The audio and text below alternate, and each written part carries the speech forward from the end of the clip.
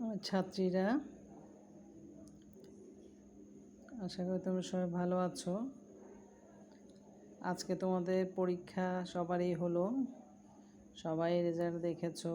আমিও তোমাদের সাথে অনেকক্ষণ ক্লাস করেছি। তো তোমরা যারা যারা মানে পরীক্ষা অনেকে সমস্যা হয়েছে, দিতে পারো নাই বা ফেল আসছে, সেটা তোমরা আবার পরীক্ষাটা দিবে, ঠিক আছে? তো যাই হোক, পরীক্ষা নিয়ে ব্যস্ত। তোমরা দেখতে পাচ্ছ, আমি তোমাদের একটা ছবি দেখাচ্ছি বাচ্চার। এটা হচ্ছে কোয়াশিয়রকর রোগ। আরেকটা বাচ্চার ছবি দেখাচ্ছি, এটা হচ্ছে মারাসমাস রোগ। এই দুটো রোগেই কিন্তু বাচ্চাদের হচ্ছে প্রোটিনের অভাবে। আমরা গত ক্লাসে তোমাদের পড়িয়েছিলাম শর্করা জাতীয় খাবার, আজকে পড়াবো আমরা প্রোটিন জাতীয় খাবার। এই প্রোটিনের অভাবে কী রোগ হয় সেটা তোমাদের আমি আগেই একটু ছবির মাধ্যমে দেখালাম। কোয়াশিয়রকর রোগ, এবং এটা আমি আবার পরবর্তীতে পড়ব। তো যাই হোক, আজকে আমাদের পড়া হচ্ছে প্রোটিন বা আমিষ জাতীয় খাবার। তো আমরা আজকে এই প্রোটিন জাতীয় খাবার পড়ব। প্রোটিনটা হচ্ছে আসলে একটা গ্রিক শব্দ থেকে, প্রোটিওস থেকে আসছে। এটা গ্রিক শব্দ থেকে, যার অর্থ হলো প্রধান। আচ্ছা, প্রোটিন ছাড়া কোনো জীবের অস্তিত্ব কল্পনা করা যায় না। দেহ গঠনে প্রোটিনের প্রয়োজনীয়তা সবচেয়ে বেশি। মাংসপেশি অস্তিত্ব গঠন, রক্তের প্রধান উপাদানই হলো প্রোটিন। আসলে প্রোটিন হচ্ছে সব খাবারের প্রধান, যেটা আমরা প্রোটিন থেকে পাই। প্রোটিনের অভাব হলে কী কী রোগ হচ্ছে সেটা তোমাদের জাস্ট আমি শুরুতে একটা ছবির মাধ্যমে দেখালাম। এই প্রোটিনটা কোত্থেকে আসলো, কোন শব্দযুক্ত সেটা বললাম। এখন এই প্রোটিনের রাসায়নিক গঠন: কার্বন, হাইড্রোজেন, অক্সিজেন ও নাইট্রোজেন সমন্বয়ে অ্যামাইনো অ্যাসিড গঠিত। অনেকগুলো অ্যামাইনো অ্যাসিডের যুক্ত হয়ে প্রোটিন অণু গঠিত হয়। আচ্ছা, এখানে আমি কার্বন, হাইড্রোজেন, অক্সিজেন, নাইট্রোজেন বলছি। এগুলো যারা তোমরা ক্লাস 9-10 সায়েন্সে ছিল তারা ভালো বলতে পারবা। এগুলো জাস্ট একটা মানে রাসায়নিক গঠন যে হচ্ছে, রাসায়নিক গঠন বলতে বোঝাচ্ছে আসলে প্রত্যেকটা খাবারের জিনিসের মধ্যেই কিন্তু আমাদের কিছু না কিছু যেমন আমরা অক্সিজেন গ্রহণ করছি, হাইড্রোজেন ত্যাগ করছি নিঃশ্বাসের মাধ্যমে, নাইট্রোজেন, এগুলো এক একটা কাজ। এখানে বলছে কার্বন, হাইড্রোজেন, অক্সিজেন, নাইট্রোজেনের সমন্বয়ে অ্যামাইনো অ্যাসিড গঠিত হচ্ছে। অনেকগুলো অ্যামাইনো অ্যাসিড যুক্ত হয়েই কিন্তু প্রোটিন অণু গঠিত হচ্ছে। এটা বোঝাচ্ছে, এটা হচ্ছে রাসায়নিক গঠন। এর পরবর্তীতে আমরা আসতে পারি শ্রেণীবিভাগ। এই প্রোটিনের শ্রেণীবিভাগ আমাদের কিন্তু আমরা যে খাদ্যের উপাদানগুলো পড়ছি, এগুলো কিন্তু প্রত্যেকটা ভাগ আছে। প্রথমে খাদ্য উপাদান কয়টি, 6টি, কী সেগুলো এখন আমরা প্রত্যেকটা আলাদা আলাদাভাবে পড়ছি, এবং প্রত্যেকটারই কোন খাবারে কী আছে, কতটুকু ক্যালোরি আছে, কতটুকু পড়েছে, সেটা আমরা এখন জানতেছি এক একটা খাবারে। তা আজকে আমরা যেটা পড়ছি সেটা হলো আমাদের প্রোটিন, মানে আমিষ জাতীয় খাবার। আচ্ছা, এই প্রোটিনের উৎস অনুসারে প্রোটিনকে 2 ভাগে ভাগ করা যায়। উৎস মানে যেখান থেকে যে সমস্ত খাবার থেকে, জিনিস থেকে আমরা পাচ্ছি, সেটাকে আমরা 2 ভাগে ভাগ করছি। সেটা কি? একটা হচ্ছে প্রাণীজ প্রোটিন আর একটা হচ্ছে উদ্ভিজ্জ প্রোটিন। প্রাণীজ প্রোটিন আর উদ্ভিজ্জ প্রোটিন। তাহলে প্রাণীজ প্রোটিনগুলো কি? প্রাণী থেকে আমরা যেসব প্রোটিন পাই তাকেই আমরা কিন্তু প্রাণীজ প্রোটিন বলতে পারি। যেমন মাছ, মাংস, ডিম, দুধ, এগুলো কিন্তু আমরা প্রাণী থেকে পাচ্ছি, এগুলো প্রাণীজ প্রোটিন। আর উদ্ভিজ্জ প্রোটিন কি?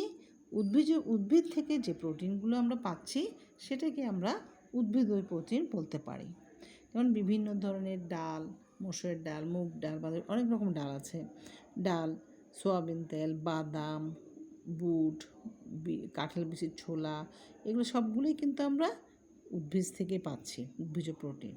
আচ্ছা, এছাড়া এই অ্যামাইনো অ্যাসিডের উপর ভিত্তি করে প্রোটিনকে আরও 3টা ভাগে ভাগ করা হয়েছে। অ্যামাইনো অ্যাসিড আমরা বলছিলাম রাসায়নিক গঠন, কার্বন, হাইড্রোজেন, অক্সিজেন, এগুলো সমানে অ্যামাইনো অ্যাসিড গঠিত হচ্ছে। এই অ্যামাইনো অ্যাসিডের উপর ভিত্তি করেই প্রোটিনটাকে আবার 3টা ভাগে ভাগ করা হয়েছে। কি? একটা হচ্ছে সরল ও সম্পূর্ণ প্রোটিন, আরেকটা হচ্ছে যৌগিক প্রোটিন, আরেকটা হচ্ছে যৌগিক বা অসম্পূর্ণ প্রোটিন, আরেকটা হচ্ছে উদ্ভূত প্রোটিন। এই তিনটাকে আবার এইগুলো তিন ভাগটা হচ্ছে কিসের উপরে? অ্যামাইনো অ্যাসিডের উপর ভিত্তি করে এটাকে তিনটা ভাগে ভাগ করা হয়েছে, সরল বা সম্পূর্ণ প্রোটিন। তো সরল বা সম্পূর্ণ প্রোটিন কোনটা? যে সকল প্রোটিনকে আর্দ্র বিশ্লেষণ করলে অ্যামাইনো অ্যাসিড ছাড়া অন্য কোনো অ্যাসিড বস্তু পাওয়া যায় না, তাকে সরল প্রোটিন বলে। যেমন অ্যালবুমিন, গ্লুকোমিন, গ্লুটোটিন, হিস্টোন, এগুলো সবগুলোই কিন্তু সরল প্রোটিন, মানে একদম সম্পূর্ণ একটা প্রোটিন। এটা ভাঙলে অন্য কোনো প্রোটিন পাওয়া যাবে না। আরেকটা হচ্ছে কি? যৌগিক বা অসম্পূর্ণ প্রোটিন, 2 নম্বরটা। যে সকল প্রোটিনকে আর্দ্র বিশ্লেষণ করলে অ্যামাইনো অ্যাসিড ছাড়াও কিন্তু আমরা কি অন্য কোনো প্রোটিন থাকে, সেটাকে অ্যাপ্রোপ্রিন প্রোটিন পাওয়া যায়। হ্যাঁ, প্রোটিন পাওয়া যায়, সেগুলোকে আমরা অসম্পূর্ণ বা যৌগিক প্রোটিন বলতে পারি।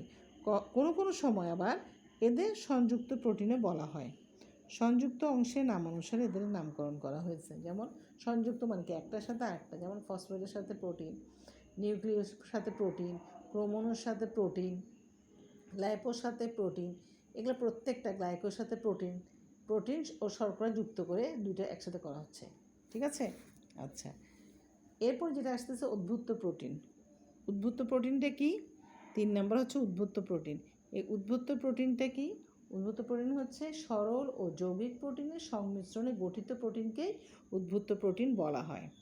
হ্যাঁ, এই উদ্ভূত প্রোটিন কোনটা বলতেছি?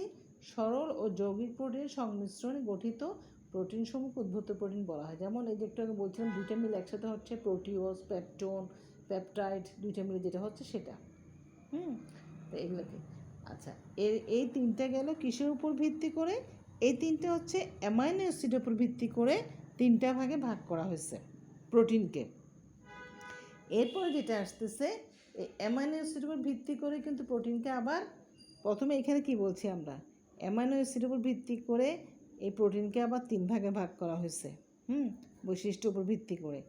আর আবার এখানে কি, এই যে আমরা প্রোটিনের বিশ্লেষণ করলাম, এই প্রোটিনের বিশ্লেষণকে অ্যামাইনো অ্যাসিড যেটা হচ্ছে সেটার উপরেই কিন্তু আবার প্রোটিনকে 2 ভাগে ভাগ করা হয়েছে। কি কি? একটা হচ্ছে অত্যাবশ্যকীয় অ্যামাইনো অ্যাসিড, আর একটা হচ্ছে অনাবশ্যকীয় অ্যামাইনো অ্যাসিড। তাহলে এই প্রোটিনগুলোকে আবার যেটা অ্যামাইনো অ্যাসিডের মানে 2 ভাগে ভাগ, যে অত্যাবশ্যকীয় যেটা অ্যামাইনো অ্যাসিড, এই অত্যাবশ্যকীয় অ্যামাইনো অ্যাসিড মোট 10টি অ্যামাইনো অ্যাসিড। আচ্ছা, প্রাপ্তবয়স্কদের জন্য প্রথম 8টা হচ্ছে প্রাপ্তবয়স্কদের জন্য, শিশুদের জন্য 10টি এবং 10টি। এইগুলো সব কিছুই কিন্তু অ্যামাইনো অ্যাসিড, আবার প্রত্যেকের নাম আছে। কি কি 10টা অ্যামাইনো অ্যাসিড? কি? আইসোলিউসিন, লিউসিন, তারপরে আসতেছে তোমার এই অত্যাবশ্যক leucine, lysine, phenylalanine, threonine, methionine, tryptophan, ভেনিল, প্রত্যেকটাই কিন্তু আবার এই 10টা অ্যামাইনো অ্যাসিডের নাম। এগুলো প্রত্যেকটা কিন্তু অত্যাবশ্যকীয় অ্যামাইনো অ্যাসিড।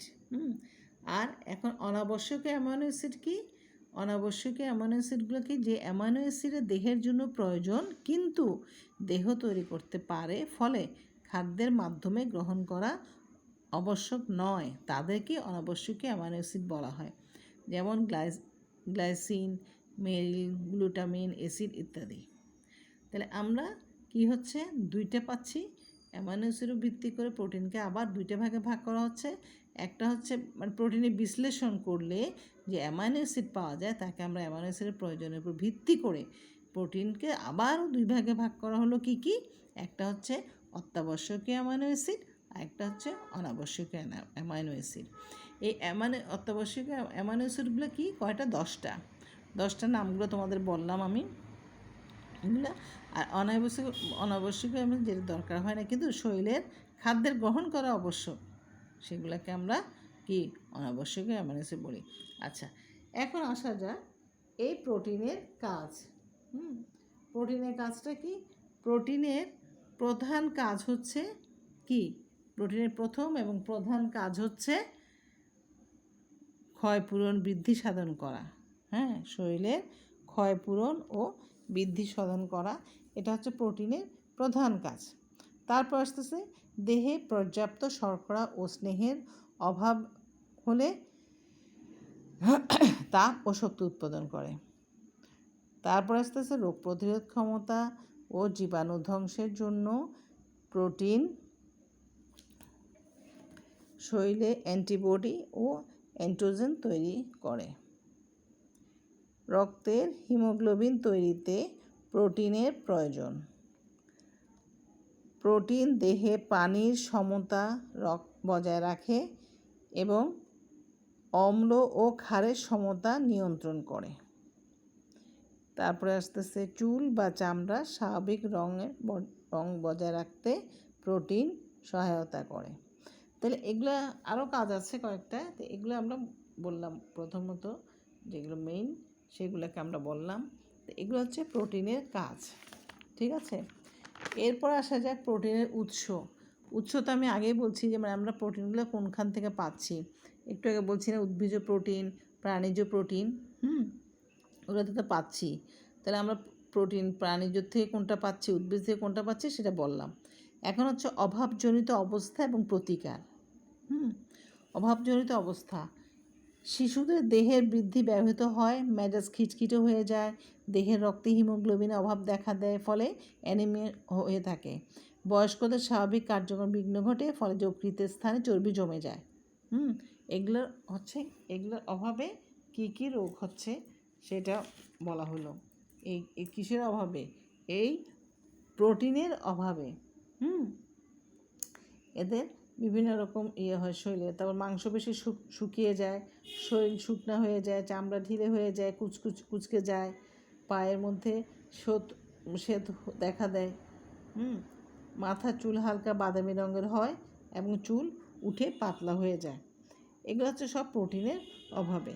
আচ্ছা, প্রোটিনের অভাবে রোগ এরকম আছে। এর অভাবজনিত রোগ মূলত তোমাদের আমি প্রথমেই কিন্তু দুইটা ছবি দেখেছি যে এর অভাব হলে কি রোগ হয়।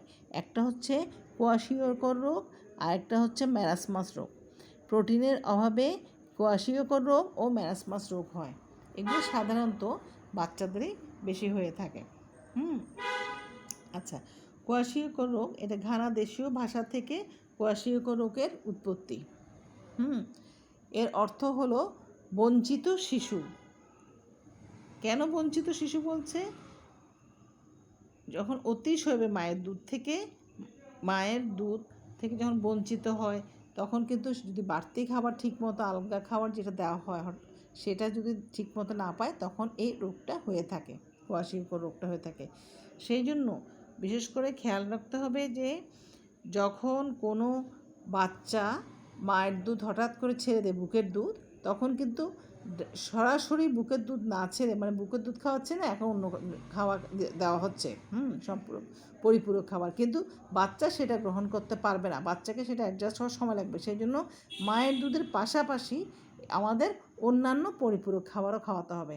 তো যারা খাওয়ায় না বা খেতে পাচ্ছে, তাদেরই কিন্তু, সেই সমস্ত বাচ্চারাই কিন্তু এই রোগের শিকার হচ্ছে। সেটা আমাদের প্রত্যেকেরই খেয়াল রাখতে হবে। এই রোগের কোয়াশিয়কর লক্ষণ হচ্ছে শিশুর বৃদ্ধিটা ব্যাহত হয়, যেন কমে যায়, শিশুর মাংসপেশি শুকিয়ে যায়, যেটা একটু আগে আমি বললাম। আচ্ছা, ম্যারাসমাস রোগটা কি? ম্যারাসমাস রোগ প্রোটিন ক্যালোরির অপুষ্টির কারণে এ রোগ হয়। সাধারণত 1 বছর শিশুদের মধ্যে এ রোগ বেশি দেখা যায়। হাত পা সরু হয়ে যায়, পেট অপেক্ষাকৃত বড় দেখায়। আমি ছবি দেখালাম না, আমি আবারও দেখাচ্ছি দুটো ছবি। শিশুর মধ্যে রক্তশূন্যতা দেখা দেয়, ঘন ঘন ডায়রিয়া হতে থাকে। তাই এই ম্যারাসমাস, কোয়াশিয়কর রোগ এবং ম্যারাসমাস রোগ, এই দুটা রোগের কি হচ্ছে? এই দুটো রোগ আমরা কিসের অভাবে পাচ্ছি? প্রোটিনের অভাবে এই রোগ দুটো হচ্ছে, ঠিক আছে। তাহলে এই কোয়াশিয়কর রোগ এবং ম্যারাসমাস রোগ কাদের হচ্ছে? ছোট বাচ্চাদের হচ্ছে বেশিরভাগ ক্ষেত্রে। তাহলে কোয়াশিয়কর রোগ প্রতিকার কী করতে হবে? শিশুদের আমি যেটা বললাম একটু আগে, যে বাচ্চাকে কি করা হচ্ছে, বাচ্চাকে যদি হঠাৎ করে মায়ের বুকের দুধ ছাড়িয়ে দেয়, তখন কিন্তু বাচ্চা কি হয়, পারে না, অসুস্থ হয়ে যায়, অন্য খাবার খেতে পারে না। তাকে তখন আগের থেকেই তাকে কি অন্যান্য খাবারের অভ্যাস করতে হবে। তাহলে এই কোয়াশিয়কর রোগ বা ম্যারাসমাস রোগের উপরে কি শিশুকে মায়ের শাল দুধ জন্মের সাথে সাথে বাচ্চাকে যে একটা দুধ খাওয়ানো হয় আঠালো জাতীয়, তোমাদের পড়াইছে আমি, সেই আঠালো জাতীয় হলুদ রঙের দুধটাকে শাল দুধ বলা হয়, প্রথমেই যেটা আসবে সেটাকেই। ওই দুধটা অবশ্যই খাওয়াতে হবে এবং সবসময় শিশু ওজন নিতে হবে, বাচ্চার ওজন ঠিক আছে কি না, হ্যাঁ, এবং অন্যান্য খাবার সে ঠিকমতো পাচ্ছে কি না সেটাও আমাদের খেয়াল রাখতে হবে। তো এই হলো আমাদের আজকে প্রোটিনের থেকে আমরা জানতে পারলাম প্রোটিনের অভাবে কি রোগ হয়, কি রোগ হয় প্রোটিন সাথে। এই যে প্রোটিনের অভাবে যে শিশুদের কোয়াশিয়কর ও ম্যারাসমাস রোগ হয়, প্রথমেই কিন্তু আমি তোমাদের দুইটা ছবি দেখিয়েছি না? এখনও আমি আবার তোমাদের ক্লিয়ার করে দেখাচ্ছি। দেখো, এই শিশুটার হাড় সব বাঁকা হয়ে গেছে, বুঝছো? হাড়গুলো একদম বাঁকা হয়ে গেছে, এটা হচ্ছে ম্যারাসমাস রোগ। হাড়টা সব শুকায় গেছে একদম। আর এটা হচ্ছে কোয়াশিয়কর রোগ। দেখো পেটটা দেখছো, শরীরের আকারের চাইতে পেটটা একদম কি বড়, ফুলে গেছে, এটা হচ্ছে কোয়াশিয়কর রোগ। ঠিক আছে, এগুলো হচ্ছে কোয়াশিয়কর রোগ। বাচ্চাগুলোর পেটগুলো দেখো, শরীরের চাইতে পেটের আকারটা কত বড়। তো এগুলাকে আমরা কোয়াশিয়কর রোগ বলতে পারি। তো যাই হোক, আজকে আমরা মোটামুটি এই প্রোটিনটা পড়লাম, আগামী ক্লাসে আমরা এর পরেরটা পড়ব। তো তোমরা সবাই পরীক্ষা শেষের দিকে এখন যা পরীক্ষা দিচ্ছ সেটা ভালো করে দাও, আর যাদের হয় নাই তো তোমাদের বলছি আমি তোমরা সেইভাবে আগাও এবং ভালো মতো পড়ো। আগামী মাসে আগামী তোমাদের সামনে কিন্তু প্রি-টেস্ট পরীক্ষা। তো এইটা পরীক্ষা শেষ হতে না হলে তোমরা পরীক্ষার প্রস্তুতি নাও। তা আগামীতে তোমাদের ক্লাসে আমি আবার আরেকটা পড়াবো। তা আজকে এই পর্যন্তই থাক। আল্লাহ হাফেজ, সবাই ভালো থাকো।